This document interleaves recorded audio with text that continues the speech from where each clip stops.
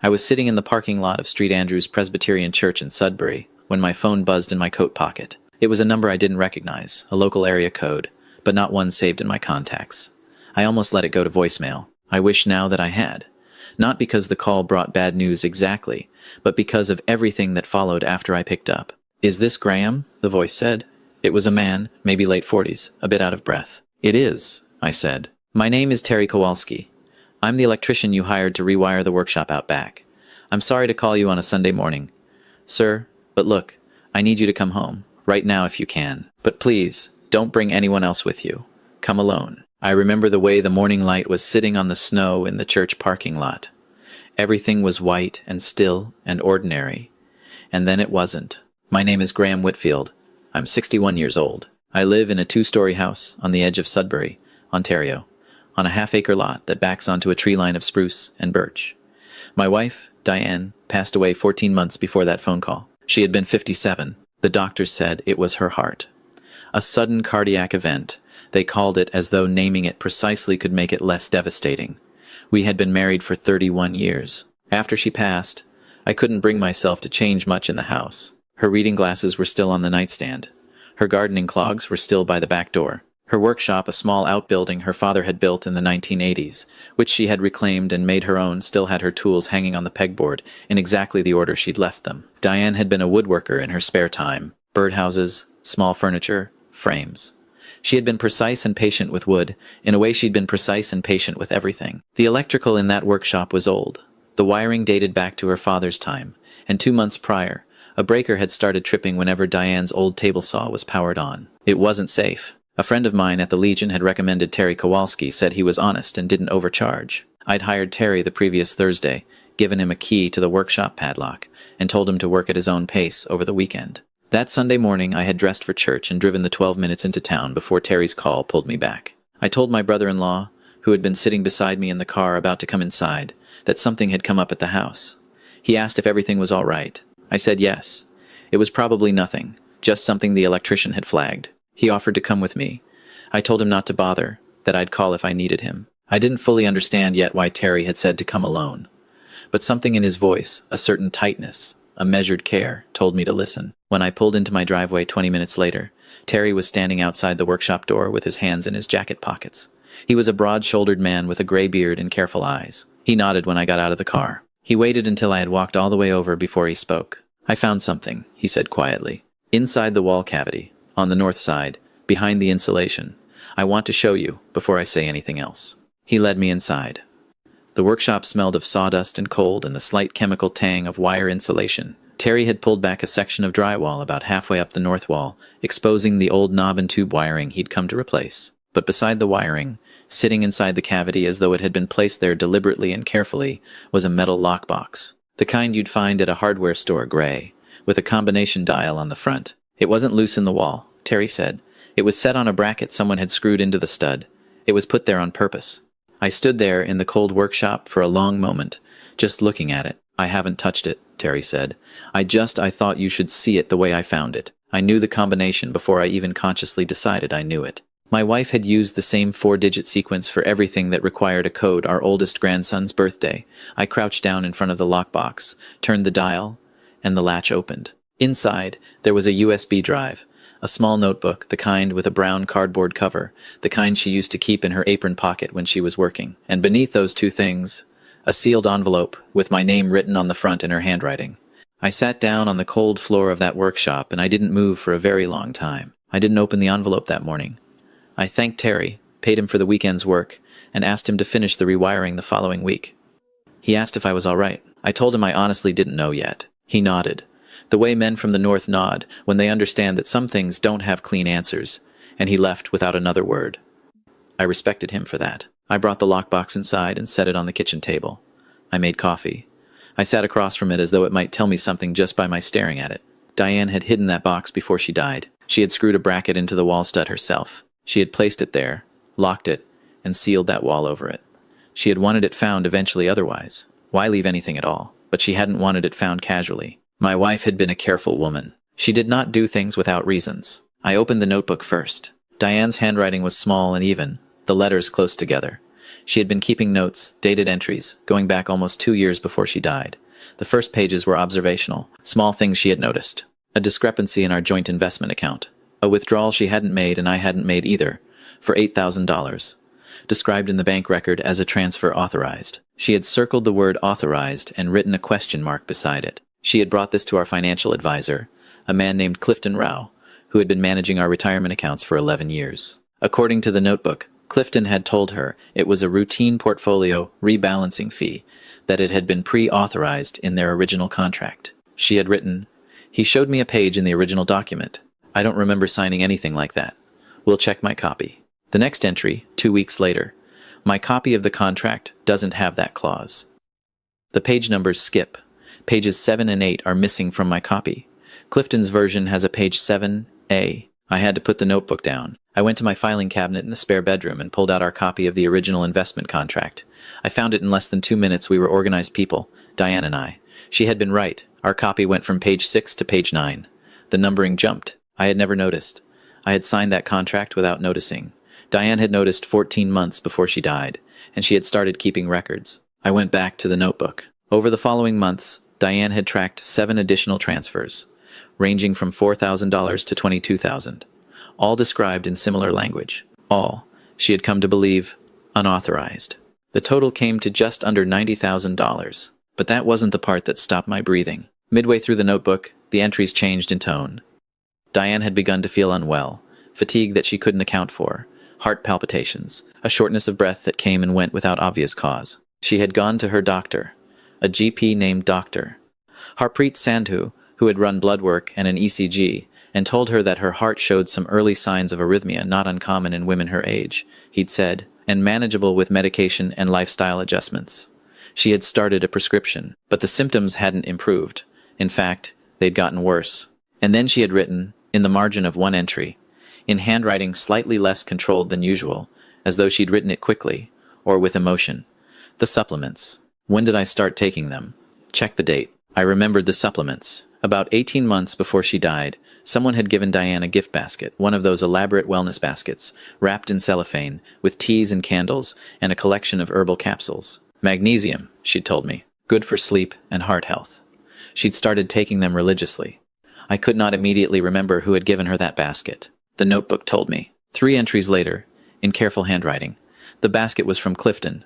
He gave it to me at our November meeting, said his wife swore by the brand. I've been taking these capsules for 16 months. And then, the line that I have not been able to stop thinking about since. I don't think I should take them anymore. But I need to be sure first. I need to save one and have it tested. If I'm wrong, I don't want to destroy someone's life over paranoia. If I'm right, I need evidence. She had been saving evidence. My wife, alone, quietly, without telling me, had been building a case. I turned to the last page of the notebook. The final entry was dated 11 days before she died. It read, "I have been too slow. I trusted the process too much. I should have gone to the police 6 months ago. Graham will find this. He will know what to do. I love him. I'm sorry I didn't tell him sooner. I was trying to protect him from the possibility that I might be wrong. I wasn't wrong." Dend. I sat at my kitchen table for a long time after reading that. The coffee had gone cold.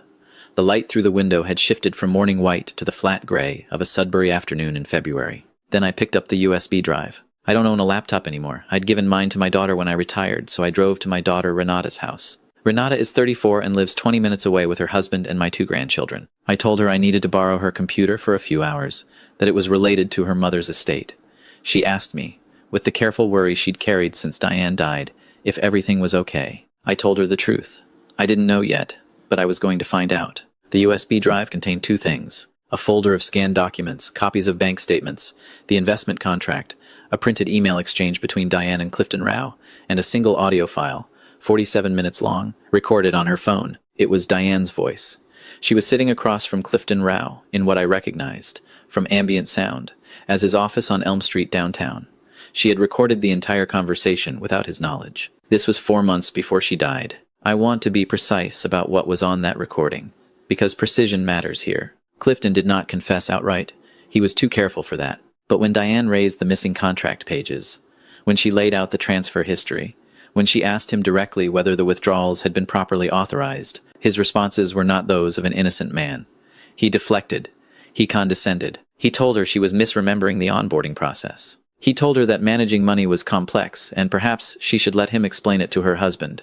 He suggested, twice, that stress and health issues could sometimes affect a person's clarity of recollection. And then, near the end of the recording, Diane said, "Clifton, I've had one of the capsules from that wellness basket tested. I want you to know that." There was a silence of about 4 seconds on the recording. Then Clifton said, "I think you should be careful about making accusations you can't support." Diane said, "I'm not making an accusation. I'm telling you what I've done." Clifton said, "You should talk to your doctor about your stress levels, Diane. Seriously, I'm concerned about you." And then the recording ended. 4 seconds of silence. That was his response to being told the capsules had been tested. Not confusion, not offense, not the natural response of someone who had simply given a friend a wellness gift with no ulterior motive. 4 seconds of calculating silence, and then a pivot to undermining her credibility. I drove home from Renata's house slowly and carefully, the way you drive when your mind is somewhere else and you know it. When I got home, I opened the sealed envelope. It was 2 pages, handwritten. I won't reproduce all of it here because some of it is private, the kind of things a woman says to her husband of 31 years, when she believes she may be running out of time.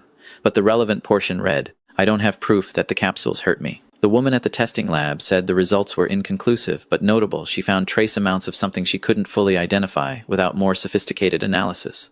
I was going to take the results to a toxicologist, but I ran out of time and energy. The capsules are in the blue tin in the bottom drawer of my craft desk, the one that locks. The key is on my key ring, the small brass one you always asked me about. Please have them properly tested. Please go to the police with everything in this box. And please don't go to Clifton alone. Don't confront him alone. He is not who we thought he was. I found the blue tin exactly where she said it would be. I did not go to Clifton alone. I want to be clear about that, because I had the impulse, the sudden, burning impulse that comes to men my age who have lost someone, to walk into his office on a Tuesday morning and lay all of it on his desk and watch his face. I am glad I didn't. Diane had told me not to, and she had been right about everything else. Instead, I called a lawyer, a woman named Margaret Osei, whom I had met through the church and who worked in civil litigation. I told her everything over the phone, all of it, start to finish. She was quiet through most of it. When I finished, she said, "Graham, I need you to bring me everything in that box. Don't make copies. Don't contact Clifton. Don't tell anyone except your immediate family." I asked her whether she thought Diane had been deliberately harmed. She paused for a moment and then said, "I think we need to let the proper people answer that question. But what you've described, if it's accurate, is serious. Seriously serious." I brought her everything the next morning. Margaret moved quickly.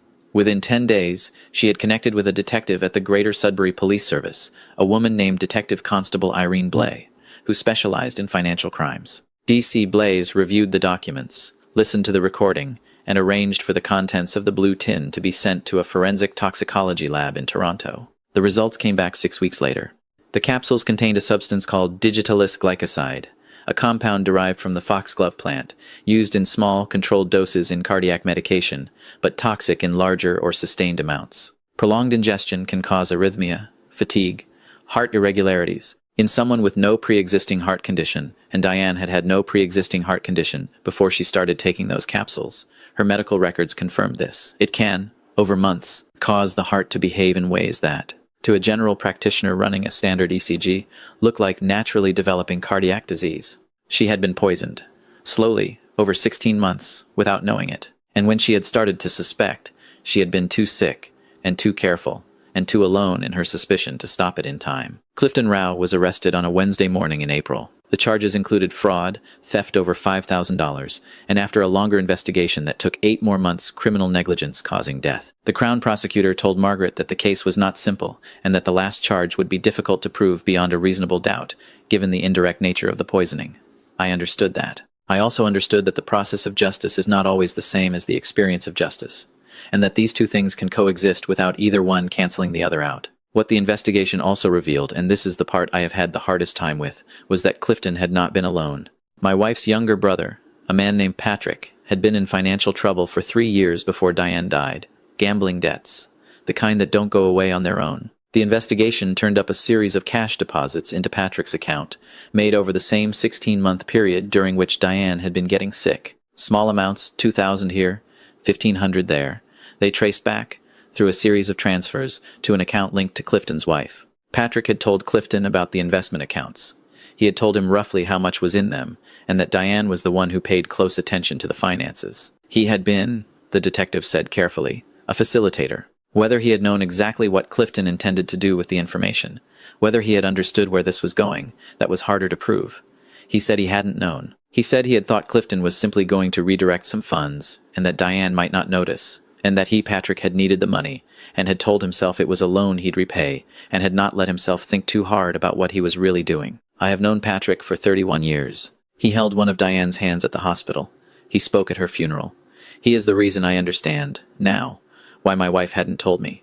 She had suspected him. She had written it in the notebook, a single careful line near the end. I think Patrick told someone about our accounts. I can't prove it yet, and I can't tell Graham.